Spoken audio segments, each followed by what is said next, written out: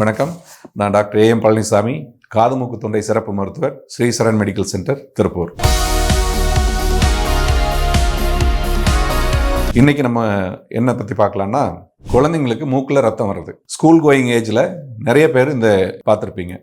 திடீர்னு ஸ்கூல்லேருந்து ஃபோன் வரும், உங்கள் குழந்தைக்கு வந்து மூக்கிலேருந்து ரத்தம் வருது, இமீடியட்டாக வந்து கூட்டிகிட்டு போங்க. அல்லது அவங்க ஸ்கூலில் அது வரைக்கும் கர்ச்சீப் வச்சு துடைப்பாங்க, ஏதோ பண்ணி அந்த இதை ட்ரை பண்ணுவாங்க, மூக்கிலேருந்து ரத்தம் வர்றதை நிறுத்துறதுக்காக ட்ரை பண்ணுவாங்க. ஸோ மூக்கிலிருந்து ரத்தம் வருது அப்படின்னா எதனால் வருது அப்படின்னு சொல்லி நம்ம பார்க்கணும். மூக்கில் ரத்தம் வருதல், அதுவும் குழந்தைங்களுக்கு எஸ்பெஷலி, இது வந்து எபிஸ்டாக்சிஸ் அப்படின்னு நாங்கள் சொல்லுவோம். சிறு மூக்கு உடையிறது அப்படின்னு சொல்லி காமனாக சொல்லுவாங்க. இது என்ன அப்படின்னா, மூக்கு தண்டு அப்படின்னு ஒன்று இருக்கும். இப்போ நம்ம ரெண்டு மூக்கையும் டிவைட் பண்ணுறது சென்டரில் நேசல் செப்டம் அப்படின்னு சொல்லுவோம். அது வந்து மூக்கு தண்டு. அந்த மூக்கு தண்டில் முன்னாடி பகுதியில் ஏறக்குறைய இந்த ஏரியாவில் ஒரு லிட்டில்ஸ் ஏரியான்னு பேர், அதுக்கு இங்கிலீஷில் லிட்டில்ஸ் ஏரியான்னு நம்ம சொல்லுவோம். அந்த ஏரியாவில் ரத்த குழாய் வந்து நிறைய ரத்த குழாய் ஒரு மெஷ் மாதிரி இப்படி பின்னி பிணைஞ்சு இருக்கும், முன்னாடியே இருக்கும். இப்போ நம்ம ஸ்கின்னை எடுத்துட்டோம்னா இந்த தோலில் வந்து நல்லா ஆழத்தில் தான் ரத்த குழாய் இருக்கும். ஒரு கட்டு, பெரிய கட்டு ஏற்படுது அப்படின்னு சொன்னால் நல்லா ஆழமாக கட்டானால் தான் அது வந்து ரத்த குழாய் ஓப்பன் ஆகும். ஸோ லேசாக ஒரு நகத்தில் கிழிக்கிறோம் அப்படின்னா ஓப்பன் ஆகாது.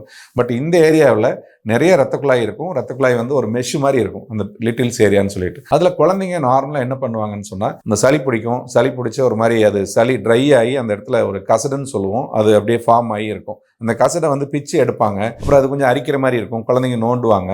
நோஸ் பிக்கிங் அப்படின்னு பேர். அந்த மாதிரி நோண்டும் பொழுது அந்த மூக்கு தண்டனுடைய முன்னாடி பகுதியில் லிட்டில்ஸ் ஏரியாவில் ஒரு காயம் ஏற்படும். உதாரணத்துக்கு உதட்டில் ஒரு பனி வெடிப்பு ஏற்படுது தெரியுங்களா, அந்த மாதிரி ஒரு வெடிப்பு ஏற்பட்டால் அந்த ரத்த குழாய் வந்து ஓப்பன் ஆகிடும். ரத்த குழாய் ஓப்பன் ஆகும் பொழுது அப்படியே கொடக்குடன் ரத்தம் கொட்ட ஆரம்பிச்சிடும். அவனுக்கு வலி இருக்காது, எதுவுமே இருக்காது, ஆனால் ரத்தம் வந்து சொட்டிக்கிட்டே இருக்கும். நம்ம உடனே என்ன பண்ணுவோம், இந்த ரத்தம் நிறுத்துறதுக்கு கர்ச்சீப் உள்ள வச்சு அடைப்போம், அல்லது கர்ச்சீப்பில் துடைப்போம், அல்லது படுக்க வைப்போம். இதெல்லாம் எதுவுமே பண்ணக்கூடாது. படுக்க வச்சோம்னா தொண்டைக்கு ரத்தம் போயிடும். தொடச்சிட்டே இருந்தோம்னா வந்துட்டே தான் இருக்கும். ஸோ உடனே என்ன பண்ணணும் அப்படின்னு சொன்னால், ஒரு கம்ப்ரஸ் பண்ணி பிடிச்சிடணும். நல்லா இப்படி அழுத்தி இந்த மாதிரி கம்ப்ரஸ் பண்ணி பிடிச்சிடணும். ஏன்னா இந்த ஏரியாவில் இருந்து தான் வருது. அதனால் இந்த இடத்துல இப்படி கம்ப்ரஸ் பண்ணி ஒரு 5 நிமிஷம் பிடிச்சிட்டு வாயை திறந்து வாய் வழியாக மூச்சு விட சொல்லணும். இப்போ உதாரணத்துக்கு நம்ம இந்த இடத்துல ஒரு காயம் ஆகுது அப்படின்னா நம்ம உடனடியாக என்ன பண்ணுறோம், அந்த இடத்துல இப்படி வந்து நல்லா அழுத்தி பிடிச்சிக்கிறோம். அழுத்தி பிடிச்சிட்டு ஒரு 5 நிமிஷம் அழுத்தி பிடிச்சிருந்தோம்னா அது வந்து ரத்தம் ஸ்டாப் ஆயிடுது. அதே மாதிரி தான் இந்த இடத்துல இருந்து வருதுன்னா நல்லா இப்படி அழுத்தி பிடிச்சிட்டு வாய் வழியாக மூச்சு விட சொல்லணும். அப்புறம் அந்த இடத்துல கொஞ்சம் ஒரு ஐஸ் கியூப் மாதிரி ஏதாவது ஒன்று வச்சோம்னா அந்த வெசல் அப்படியே கம்ப்ரஸ் ஆகி ப்ளீடிங் ஸ்டாப் ஆகிடும். அதை விட்டுட்டு நம்ம தொடச்சிட்டே இருந்தோம்னா இது வந்துகிட்டே தான் இருக்கும். ஸோ ரத்தம் வருது அப்படின்னு சொல்லி உடனே பேனிக் ஆக வேண்டியதில்லை. நீங்கள் செய்ய வேண்டிய ஃபர்ஸ்ட் எய்ட் இதுதான். நல்லா அழுத்தி ஒரு 5 நிமிஷம் பிடிச்சிட்டு வாய் வழியாக மூச்சுட சொல்லுங்கள். அதுக்கப்புறமா மெதுவாக கொண்டு போய் நீங்கள் பக்கத்தில் இருக்கிற ஒரு இஎன்டி டாக்டர்கிட்ட காட்டுங்க.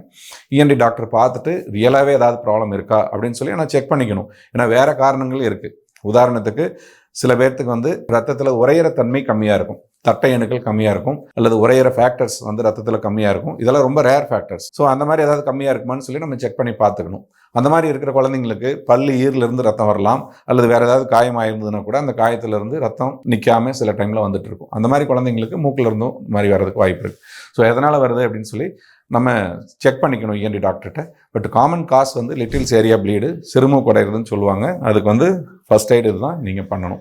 பெரியவங்களுக்கு மூக்கில் இருந்து ரத்தம் வருது அப்படின்னா ஒரு முக்கியமான காரணம் பிளட் ப்ரெஷர். பிளட் ப்ரெஷர் அதிகமானாலும் பெரியவங்களுக்கு மூக்கில் இருந்து ரத்தம் வரும். குழந்தைங்களுக்கு வர்றது லிட்டில்ஸ் ஏரியா ப்ளீடு, சிறுமூக்கு உடையுது அப்படின்னு நான் சொன்னேன் இல்லையா, அதே மாதிரி பெரியவங்களுக்கு ரத்தம் வர்றது வந்து ரொம்ப சீரியஸான விஷயம். அதை நீங்கள் உடனடியாக பார்க்கணும். பெரியவங்களுக்கு ரத்த ப்ரெஷர், பிளட் ப்ரெஷர் ரொம்ப அதிகமான உடனே மூக்கில் வந்து ரத்த குழாய் வந்து வெடிச்சிடும். ரத்த குழாய் வெடித்து இப்படியே ரத்தம் கொடன்னு வர ஆரம்பிச்சிடும். அதுலேயும் அதே மாதிரி தான், பெயின் இருக்காது, எதுவுமே இருக்காது, ஆனால் ரத்தம் வரும். ஸோ அந்த மாதிரி வந்ததுன்னா உடனடியாக நீங்கள் டாக்டர் பார்த்து பிளட் ப்ரெஷர் எப்படி இருக்குன்னு செக் பண்ணிக்கணும். பிளட் ப்ரெஷர் குறையிறதுக்கு மருந்துகள் போட்டுடணும். ஏன் அப்படின்னு சொன்னோம்னா, இந்த மூக்கில் ரத்த குழாய் உடஞ்சி ரத்தம் வெளியில் வர்றது ஒரு பெரிய விஷயம் இல்லை. அதே ரத்த குழாய் வந்து தலைக்குள்ளே, மூளைக்குள்ளே அந்த ரத்த குழாய் உடஞ்சிருந்தோன்னா யோசிச்சு பாருங்கள், உங்களுக்கு ஸ்ட்ரோக் மாதிரி வந்துடும். அதனால் எப்போவுமே நீங்கள் வந்து உங்களுடைய பிளட் ப்ரெஷர் செக் பண்ணிக்கணும். பிளட் ப்ரெஷர்னால் ரத்தம் வருது அப்படின்னு சொன்னால் ப்ரெஷர் குறைஞ்சால் மட்டும்தான் அந்த பிளட்டை நிறுத்த முடியும். அந்த ப்ளீடிங்க்கு நீங்கள் இந்த மாதிரி கம்ப்ரெஸ் பண்ணி பிடிச்சாலாம் நிற்காது. அதுக்கு வந்து என்ன பண்ணுவோம்னா நேசல் பேக்கிங் அப்படின்னு பேர். ஒரு மருந்து வைக்கப்பட்ட ஒரு பேக் உள்ளே வந்து வச்சு அதை கம்ப்ரெஸ் பண்ணி பிடிச்சிருவோம். கம்ப்ரெஸ் பண்ணி ஒரு நாள் இருக்கும் பொழுது அந்த ரத்த குழாய் வந்து அப்படியே சுருங்கிடும். அதுக்குள்ளே ப்ரெஷரும் குறைஞ்சிருச்சு அப்படின்னு சொன்னால் அடுத்த நாள் நீங்கள் அந்த பேக் எடுத்துட்டோம்னா திருப்பி அதை வந்து ப்ளீட் ஆகாது. ஸோ பெரியவங்களுக்கு ரத்தம் மூக்கில் வருது அப்படின்னா நம்ம கொஞ்சம் சீரியஸாக எடுத்துக்கணும். குழந்தைங்களுக்கு வர்றது மோஸ்ட்லி சிறுமூக்கு உடையிறது தான். தேங்க்யூ.